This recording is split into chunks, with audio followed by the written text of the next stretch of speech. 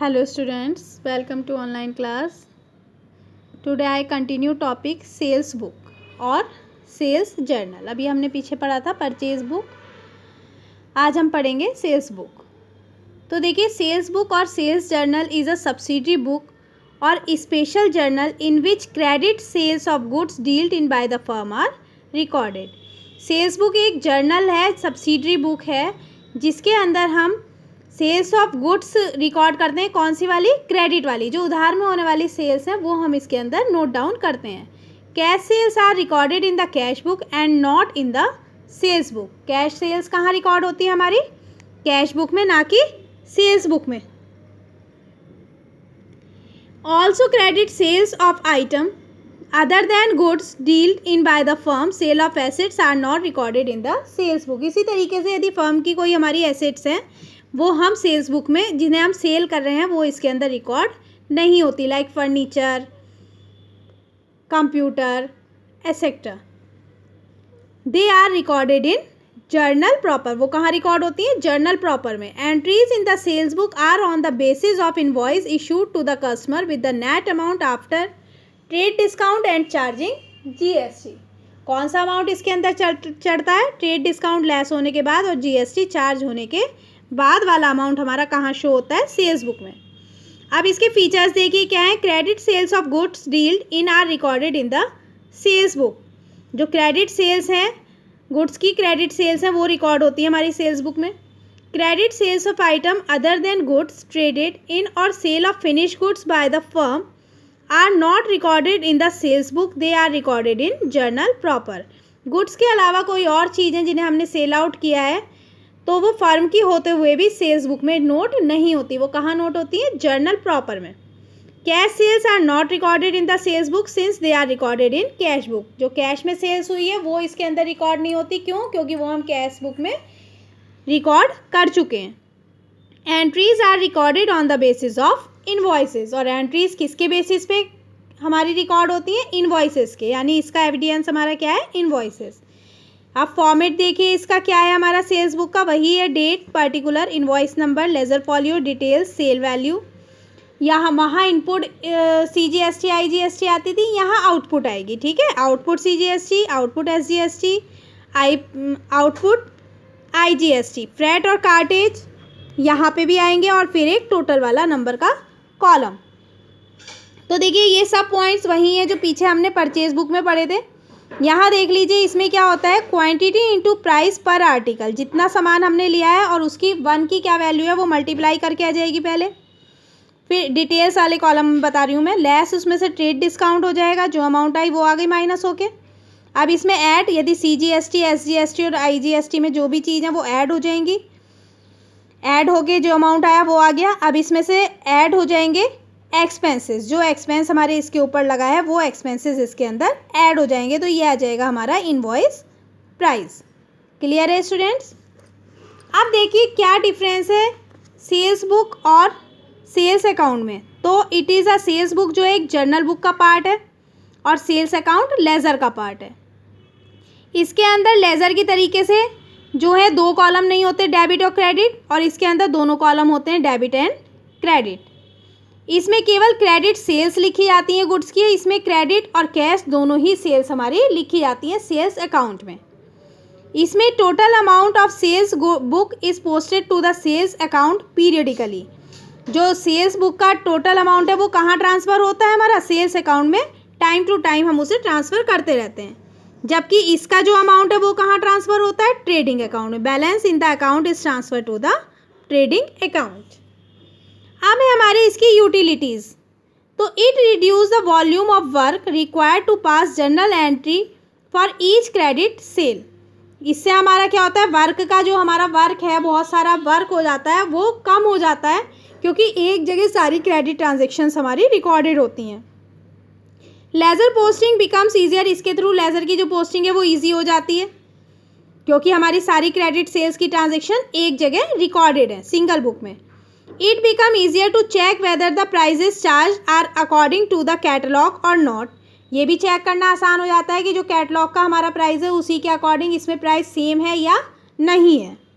It is possible to have a periodic total of credit sale of goods. इससे हमें possible हो जाता है टाइम टू टाइम हमें जब भी देखना हो हम कि हमारा इतने टाइम तक कितनी क्रेडिट सेल्स हुई, उसके बाद इतने टाइम तक कितनी क्रेडिट सेल हुई है, तो पीरियडिकली हम चेक कर सकते हैं कि हमारी टोटल क्रेडिट सेल्स कितनी है। अब एक इलस्ट्रेशन देखिए विदाउट जीएसटी है, तो यहाँ पे देखिए पहला दे रहे हैं sold to Messrs Gupta and Verma Delhi. ये भी दिल्ली के हैं, ये भी दिल्ली के हैं, तो क्योंकि ये तो विदाउट जीएसटी, इसमें जीएसटी नहीं लगेगी। यदि जीएसटी लगनी होती तो कौन सी लगती, क्योंकि दिल्ली टू दिल्ली है, then CGST and SGST charge होती, लेकिन यहाँ नहीं लगेगी। तो सोल्ड किया हमने 30 शेयर्स 400 के हिसाब से, तो 30 मल्टीप्लाई 400 एंड 20,000 इंटू 600 मल्टीप्लाई करेंगे। देखिए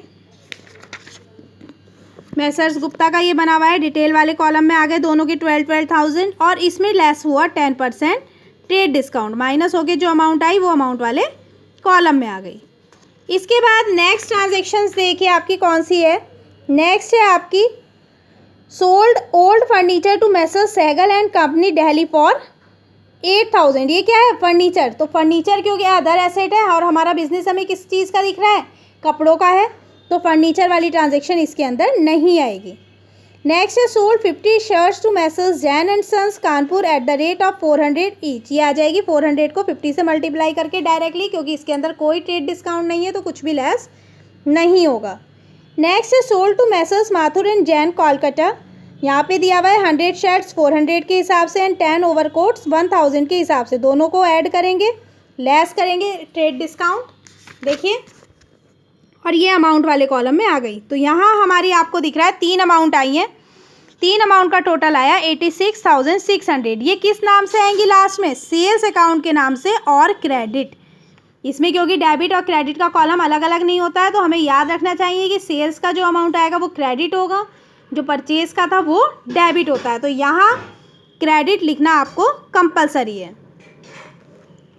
इम्पॉर्टेंट टर्म्स जीएसटी। जीएसटी के बारे में मैं आपको बता ही चुकी हूँ कि जीएसटी 3 टाइप की होती है, सीजीएसटी, एसजीएसटी और आईजीएसटी। कहाँ कहाँ लगनी है, बिल्कुल परचेज वाले जैसा हमने परचेज बुक बनाई थी उसके अंदर जैसा इसका वो था, इसी तरीके से यहाँ पे वो डील होगा। बस यहाँ पे कौन से कॉलम आ जाते हैं, वहाँ इनपुट सीजीएसटी, एसजीएसटी, आईजीएसटी होती है, यहाँ पे आउटपुट सीजीएसटी, एसजीएसटी और आईजीएसटी होगी।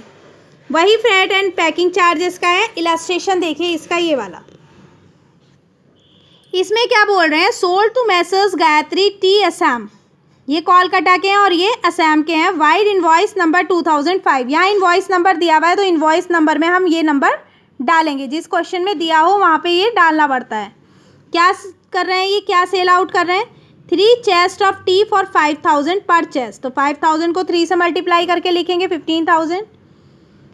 Less trade discount 5%, 5% trade discount देखिए माइनस किया 750, आ गया 14,250 एंड आईजीएसटी चार्ज 12%। तो 14,250 पे हम 12% लगाएंगे आईजीएसटी, ये आ गया।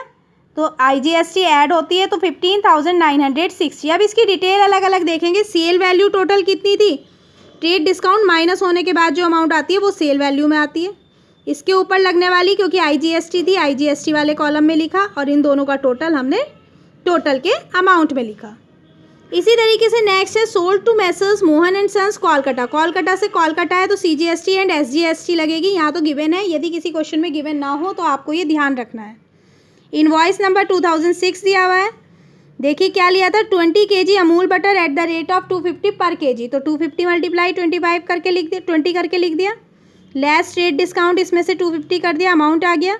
अब क्योंकि इस पर सीजीएसटी और एसजीएसटी है, दोनों 6% हो गई, वो लगाई हमने, तो ये अमाउंट आ गया ये। अब इसका डिस्क्रिप्शन अलग अलग, सेल्स वैल्यू में 4,750, सीजीएसटी में 285, एसजीएसटी में 285 और इनका टोटल वाले कॉलम में। इसी तरीके से नेक्स्ट है sold to Messrs Garrisons Delhi vide invoice number 2007, 20 kg SMT of at the rate of ₹600 per kg, less trade discount 5%। Charge IGST, trade discount minus करेंगे, आईजीएसटी लगाएंगे and freight and packing charges were separately charge in the invoice at ₹1,600। इसके अलावा अलग से क्या है, इस पर लगा हुआ फ्रेट और पैकिंग का चार्ज है। तो देखिए पहले फर्स्टली हमने इसमें से ट्रेड डिस्काउंट माइनस किया, आईजीएसटी ऐड की और उसके बाद इसमें फ्रेट और पैकिंग का चार्ज भी ऐड किया। तो ये पहले ये वाली अमाउंट 11,400 आ गई हमारी सेल्स वैल्यू में, 1,368 आ गई IGST में, आउटपुट IGST में, और 1,600 आ गई हमारे फ्रेट एंड पैकिंग चार्जेस में। इनका टोटल क्या है, ये आ गया। अब इन तीनों का टोटल कर लीजिए, टोटल अमाउंट आ गई हमारी सेल्स अकाउंट की, और अलग अलग भी हमें पता चल गया एक्चुअल सेल्स कितनी हुई, आउटपुट CGST का कितना आया, आउटपुट SGST का कितना आया, आउटपुट IGST का कितना आया, और फ्रेट एंड पैकिंग चार्जेस का कितना आया। ये टोटल दिख रहा है आपको, ठीक है। अब इसके बाद क्या कह रहे हैं, ये आपका इसका जर्नल बनाया, वहाँ सेल्स क्रेडिट भी डालेंगे कि लास्ट में सेल्स अकाउंट क्रेडिट। अब जर्नल इसका यदि हम जर्नल बनाने लगे तो क्या होगा, तीनों जो भी पार्टीज़ हैं हमारी उन तीनों के नाम आ गए हमारी, इससे हमारी जर्नल बनेगा तो क्या होगा, तीनों पार्टी के जो नाम है और ये जो अमाउंट आई है ये वाली, ठीक है, ये तीनों क्या होंगी, डेबिट होंगी, और अलग अलग इनका जो डिस्क्रिप्शन है वो क्रेडिट होगा। देखिए सेल्स अकाउंट में कितना था, ठीक है, आउटपुट CGST का कितना था, आउटपुट SGST का कितना था, आउटपुट IGST का, और फ्रेट और पैकिंग चार्जेस यानी एक्सपेंसेस के नाम से आ जाएंगे, तो दोनों साइड का टोटल हमारा इक्वल आएगा। क्लियर है स्टूडेंट्स। नेक्स्ट वीडियो में इसका लेज़र पोस्टिंग पढ़ेंगे सेल्स अकाउंट का, कि लेज़र में कैसे पोस्ट करते हैं। फिलहाल आप इससे रिलेटेड क्वेश्चंस जो पीछे दिए हुए हैं आपके एक्सरसाइज में, उन्हें अपनी नोटबुक में करेंगे। Thank you.